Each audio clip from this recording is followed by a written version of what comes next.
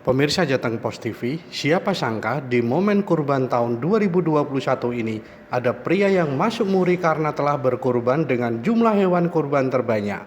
Dia adalah Putra Siregar, seorang pria yang memiliki konter handphone yang tersebar di Indonesia. Dia telah membagikan sebanyak 1.100 hewan kurban hingga memecahkan rekor muri pada perayaan Hari Raya Idul Adha 20 Juli 2021. Ternyata tak hanya sekali itu saja Putra Siregar memecahkan rekor muri.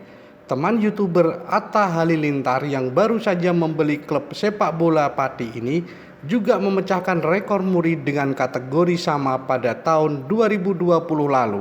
Kala itu Putra Siregar mendapat rekor muri karena membagikan sebanyak 404 hewan kurban.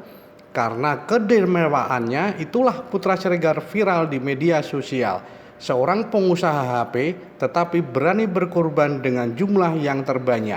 Selain itu, pada bulan Maret 2021 yang lalu, Putra Siregar memberikan hadiah kepada Atta Halilintar yang menikah dengan Aurel uang 1 kresek.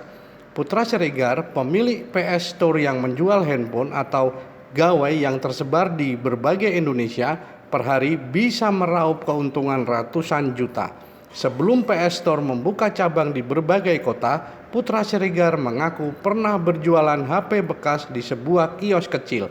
Kios tersebut berukuran 2x2 meter yang berada di daerah Condet, Jakarta Timur. Namun Putra Siregar tak pantang menyerah hingga sukses seperti sekarang.